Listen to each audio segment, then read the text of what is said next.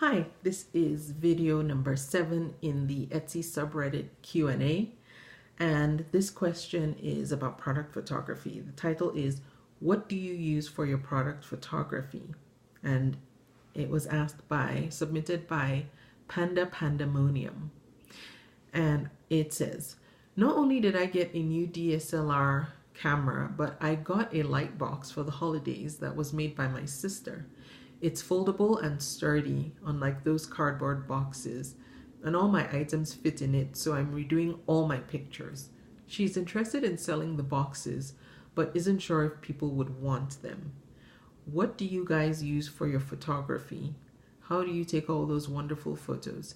Any tips or tricks for the community? Okay, Panda Pandemonium, here's what I do. So for physical products, because I sell vintage items, so for the items that I actually photograph, I use a Casio camera. It's nothing as fancy as a DSLR. I'm hoping to one day buy one of those.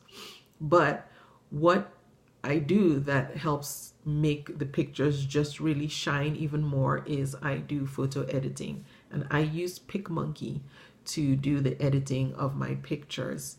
One word of advice as far as doing post editing. Sorry about the light. I lost my daylight, so now I'm using indoor light. One word of advice about photo editing is don't over edit. Sometimes sellers get carried away with doing edits and it shows. So try not to overdo it. Just make sure that the exposure is right and the product stands out. It's kind of hard for me to explain specifically what I do when I'm in PicMonkey because it just depends on what the picture looks like when I upload it. But that's what I use. As far as light box, I actually bought one a while ago the first one I bought was from Etsy, but it was a bit too big. And when I started to sell smaller items, I needed something smaller. So I went to an actual camera shop that sold light boxes, photography boxes, and I bought a smaller one, and it has different colored backdrops. So that's what I use.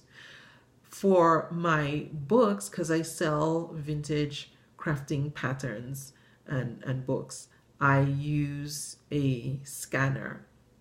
I use either a Canon LIDE 220 scanner. It's a flatbed scanner, and you can pick the the DPIs for the pictures that it scans. I usually scan at 200 to 300 DPIs because that way I will get images that are at least 1000 pixels wide, and that's what Etsy's recommendation is that your pictures be at least 1000 pixels wide. And if I need to, then I will do some editing. The Canon LIDE 220 comes with its own photo editing software, and it's called my Image Garden, I believe. And so once I finish doing all the scans, I open up the editing software and then I crop it. I play around with the exposure and the contrast and all that, just so that it looks just right. I make sure the sizes are right, and then that's where I do the editing for the images that I scan, and not just from the Canon, but from the HP as well. And it's an HP 3635 DeskJet, I believe. It's an all-in-one, so it has a flatbed scanner as well. And that's what I do. Then you said any tips or tricks for the community. So as far as editing, if you don't have editing software in a program that you use, I would say use PicMonkey. I know there are other programs that others use. There's Pixlr, GIMP, etc. I've used Pixlr before.